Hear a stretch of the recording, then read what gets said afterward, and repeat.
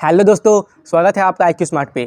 तो SIP को लेकर मैंने कुछ लोगों में ये कन्फ्यूजन नोटिस किया है कि मतलब ये दो मेन कन्फ्यूजन मैंने काफ़ी लोगों में SIP को लेकर नोटिस किया है और आज उसी के बारे में मैं आपको बताने वाला हूँ कि ऐसा कुछ भी नहीं है।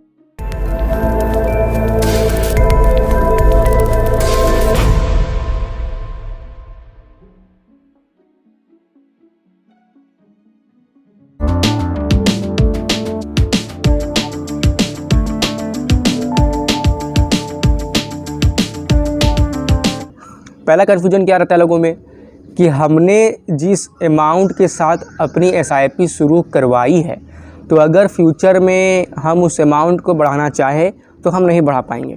एग्जांपल के लिए मान लीजिए कि आप महीने की 500 रुपये की SIP करते हो और कुछ साल बीतने के बाद आपकी सैलरी बढ़ जाती है, आपकी इनकम बढ़ जाती है, तो आप सोचते हो कि इनकम बढ़ गई है तो क्यों ना अपनी SIP अमाउंट को 500 से 5000 कर देते हैं। आप इतनी बढ़ाने की सोच रहे अपने SIP अमाउंट को, लेकिन आप नहीं बढ़ा पाएंगे। मतलब ऐसा लोग सोचते हैं कि अगर हमने जिस अमाउंट के साथ SIP शुरू कर दी है तो अब वो हम बढ़ा नहीं पाएंगे, और अगर हमें बढ़ती हुई अमाउंट के साथ SIP करनी है तो हमें दूसरे किसी म्यूचुअल फंड में SIP करनी पड़ेगी। और दूसरी कन्फ्यूजन ये रहती है कि हमने जिस डेट को, यानी कि हमने जिस तारीख को अपनी SIP सेट कर दी है, मान लीजिए कि आपने हर महीने की 12 तारीख को अपनी SIP सेट कर दी है, तो अगर उस महीने मतलब कि जिस दिन मेरे अकाउंट से वो SIP के अमाउंट डिडक्ट होगी, अगर उतनी अमाउंट मेरे बैंक में नहीं रही, यानी कि सफिशिएंट अमाउंट, यानी कि जितनी अमाउंट रहनी चाहिए SIP से डिडक्ट होने के लिए, अगर उतनी अमाउंट नहीं रही और किसी तरह मेरी एक महीने की SIP छूट गई, मैं नहीं कर पाया या चाहे नहीं कर पाई, तो मुझे इसके लिए पेनल्टी लगेगा, फ़ाइन लगेगा। जैसे नहीं होता है कि कोई अगर EMI भरा जाता है तो अगर आपका किसी महीना EMI देना छूट जाता है या आप वो डेट पार हो जाता है या लेट हो जाता है तो इससे पेनल्टी लगता है, कुछ फ़ाइन देना पड़ता है। तो SIP में भी यही होगा। अगर हमने जिस दिन SIP देने की सोची है, अगर वो दिन चली गई, छूट गई, हम नहीं दे पाए या मैंने दे पाया, तो हमें इसके लिए फ़ाइन लग जाएगा, पेनल्टी लग जाएगा। तो ये दो मेन कन्फ्यूजन रहता है कि SIP अमाउंट को फिर कभी बढ़ा नहीं सकते और फिर SIP छूटने से पेनल्टी लगता है। तो ये दोनों कन्फ्यूजन ही गलत है, गलत अवधारणा है, ये गलत धारणा है SIP को लेके। SIP में ये दोनों ही नहीं होता है। आप अगर किसी भी म्यूचुअल फंड में अपनी SIP शुरू करते हैं तो आप अपनी SIP को मॉडिफाई कर सकते हैं, ये ऑप्शन रहता है SIP में, समझे। यानी कि मान लीजिए कि आपने 500 रुपये से अपनी SIP शुरू की है और भविष्य में अगर आपको अपने SIP के अमाउंट 500 से 1000 रुपया करना है, 1500 करना है, 2000 करना है, तो आप ये SIP को मॉडिफाई करके इजीली कर सकते हो। ऐसा ऑप्शन रहता है, मैंने भी किया है, ठीक है। एक जन का एक मतलब थे, अंकल थे एक, मतलब मैं उन्हें मामा बोलता हूँ, ठीक है।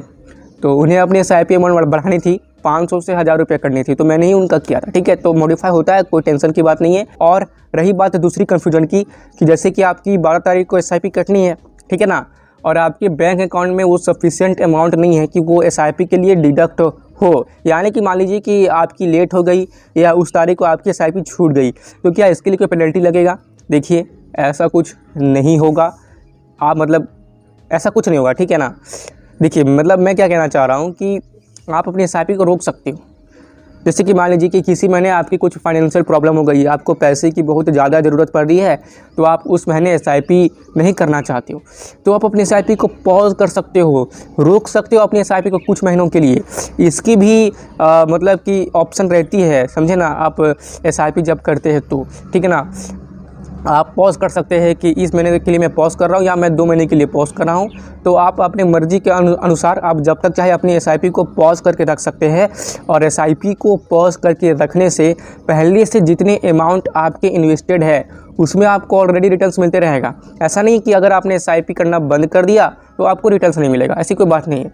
आपने जितने पैसे SIP के थ्रू पहले इन्वेस्ट करके रखे हैं उसमें आपको रिटर्न्स ऑलरेडी मिल रहा है, बस कुछ महीने के लिए आपने SIP बंद कर दी है। जब आपकी फाइनेंशियल कंडीशन ठीक हो जाएगी तो आप वापस से अपने SIP को कंटिन्यू कर सकते हैं जिस SIP को आपने पॉज किया था। तो ऐसा कुछ भी नहीं है, ठीक है ना। आप अपने SIP को अपनी मर्ज़ी से पॉज कर सकते हैं, उसे अपनी मर्ज़ी से कंटिन्यू भी कर सकते हैं, ये आप ही के हाथ में है।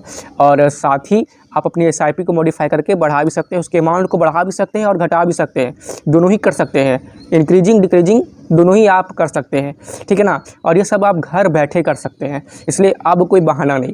ये डर से आप मत बोलिए कि अरे भाई एसआईपी में तो ये बहुत बड़ा डर है, बढ़ा नहीं पाऊँगा या नहीं दे पाया तो पेनल्टी लगेगा, ये से डर से आप एसआईपी शुरू नहीं कर रहे हो। तो ये धारणा छोड़ दीजिए, आप एसआईपी शुरू कीजिए, ठीक है ना। पहले क्या था कि अगर मैं आज से 10-15 साल पहले की बात करूं तो एसआईपी करने के लिए या म्यूचुअल फंड में इन्वेस्ट करने के लिए जाना पड़ता था घर से बाहर, बैंकों में या किसी म्यूचुअल फंड हाउस में जाना पड़ता था कि मेरी एसआईपी शुरू कर दो, मेरी इन्वेस्टमेंट शुरू कर दो म्यूचुअल फंड में। लेकिन अब ऐसा नहीं है, अब आप उस ज़माने में रह रहे हो कि आपको भरी गर्मी में तपती धूप में बाहर जाने की कोई आवश्यकता नहीं है। घर बैठे ही अपने मोबाइल फ़ोन से ही, चाहे फिर आपके पास 10,000 वाली मोबाइल क्यों ना हो, उसी मोबाइल से, अगर आपके पास स्मार्टफोन है ना, फिर चाहे वो सस्ता ही क्यों ना हो, कितना भी सस्ता क्यों ना हो, तो आप उसी स्मार्टफोन से घर बैठे अपनी एसआईपी शुरू कर सकते हो, म्यूचुअल फंड में लमसम इन्वेस्ट कर सकते हो, अपने एसआईपी अमाउंट को मॉडिफाई कर सकते हो, और जब तक चाहो अपनी एसआईपी को पॉज करके भी, यानी कि रोक कर भी रख सकते हो, फिर उसे कंटिन्यू भी कर सकते हो। यहाँ पे सब आप ही के कंट्रोल में है, और आप अपने रिटर्न्स को, अपने पैसे को विड्रॉ भी कर सकते हो, वो भी घर बैठे अपने मोबाइल से ही कर सकते हो। तो सारे ऑप्शन आपको अभी इस वक्त घर बैठे ही मिल जा रहा है, इसलिए अब कोई बहाना नहीं कि मुझे इन्वेस्टमेंट नहीं करनी, मुझे एसआईपी नहीं करनी, इसमें ये झमेला वो झमेला है। कुछ झमेला नहीं है, झमेला बस आपके ब्रेन में है, आपके सोच में है। तो उस झमेला को पहले हटाइए, उसे तोड़िए, उसे ख़त्म कीजिए और आज से अपनी एसआईपी यानी कि अपनी इन्वेस्टमेंट की जर्नी शुरू कीजिए। चलिए, यहाँ तक रुकने के लिए और मेरी बातों को ध्यान से सुनने के लिए आपका सच्चे मन से बहुत बहुत धन्यवाद।